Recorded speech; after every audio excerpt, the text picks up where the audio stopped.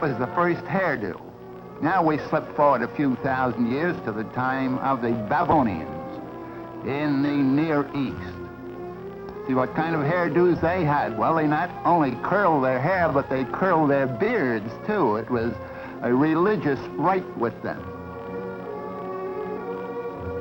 Now we go over to the land of the Egyptians, about 2,500 years BC, and notice a change. They shaved their heads completely, and they shaved their beards, too.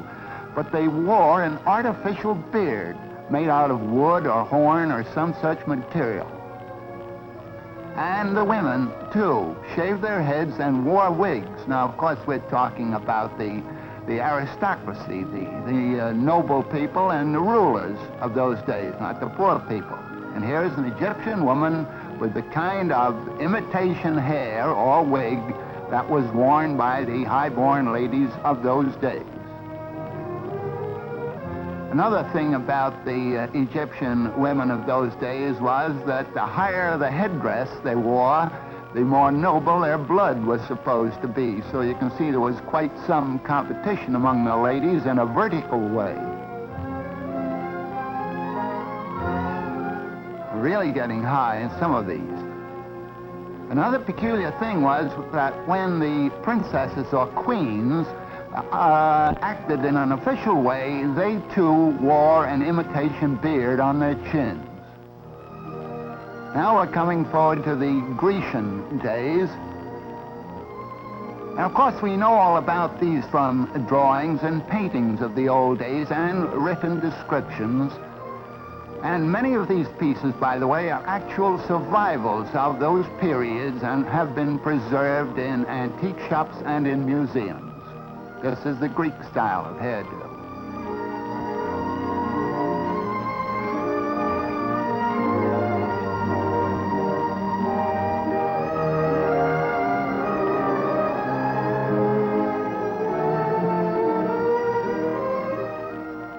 Of course, at all ages, a scarf was often used as a covering for the hair, with or without a hat on top of that. Now we're coming forward to the Roman days. There is a Roman painting, and a peculiar place for it. It's on the bald sconce of a Roman. And here we have one of the Roman ladies of the court of Augustus Caesar, and this is the kind of wig that she wore.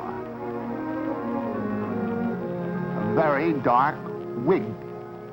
Now she sees her handmaiden there with a very blonde head of hair and plentiful, and she decides to change her mind and get a blonde wig. Whereupon the poor handmaiden has her hair cut off and made into a wig for the patrician Roman lady. Here we see her now with a blonde wig.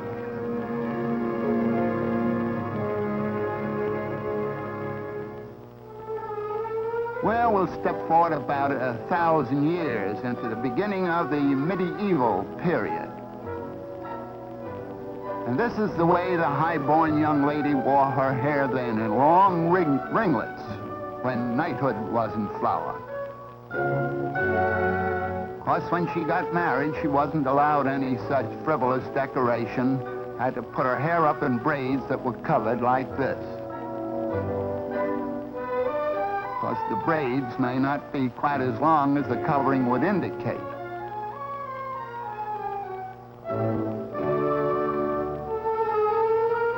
Just a little added decoration.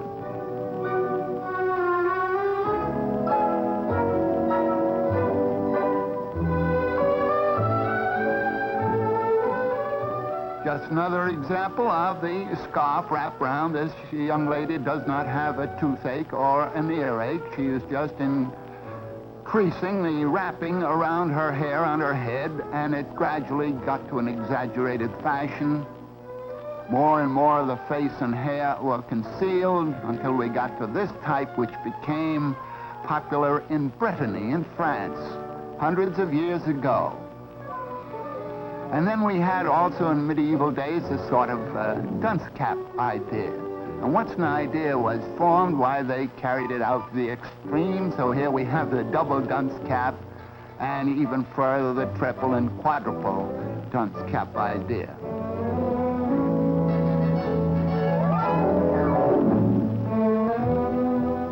And of course, further decorations were added.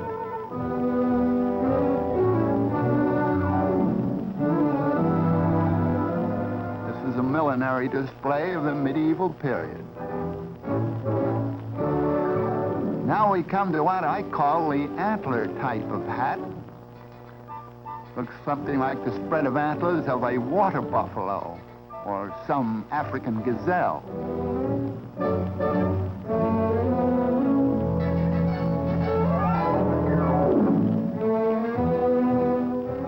And this might be the ox type of decoration.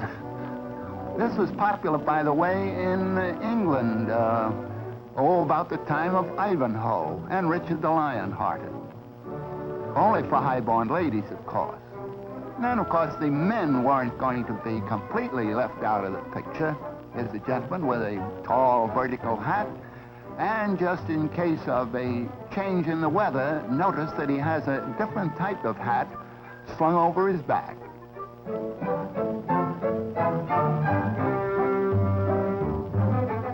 Well, we're coming down through the ages a little bit, but not making much progress in the millinery department. This chap has a whole counter's worth of cloth on his head.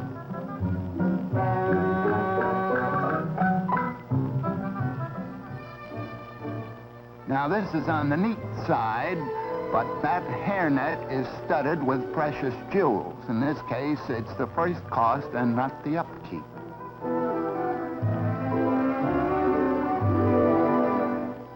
Here we have what is often called the Holbein type of hat, because that famous painter gave us many canvases with models wearing that kind of picture hat. But Franz Hals and other famous painters also gave us their studio portraits with the same type of millinery decoration. Here's quite a different type. The hat is small, but the beard more than makes up for it. Now, this is really neat. I say I'm no judge of ladies' hats, but this is the type I like anyhow. It'd be good in a high wind. Notice that the ruff is now coming in around the neck there. That would be around 1550, 1600 and through there. Just imagine all the handwork that went into the ironing of a ruff of that type. Many of the pictures by Van Dyck feature these ruffs.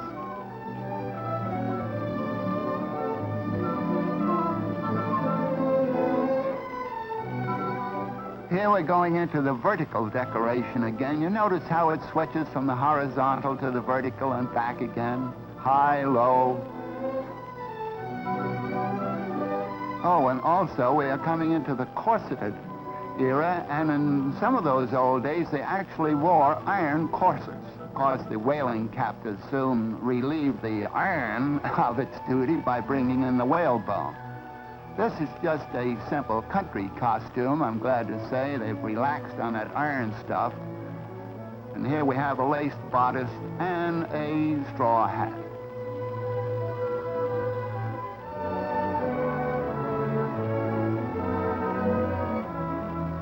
Now we're coming into the 17th and 18th centuries. This is a model of a painting by Van Dyck. And so I haven't time to come on down to modern days, but as far as we've gone, I leave it up to you to know whether or not we've made much progress in hairdos and costumes and hats. Well, here we are back in a cave on the banks of the Dordogne River in France, thousands of years ago. And there's plenty of hair, as you can see, on the gentleman, but no hat and no hairdo to speak of. That hair is really interfering with his business. Nearby, the cave woman, his wife, is grilling a fish over an open fire. Now, the caveman is very plainly bothered by that hair that is growing so plentifully on his head. in all directions. Suddenly he looks over toward the fireplace and he sees the surviving backbone of a fish that has been eaten. And it gives him an idea.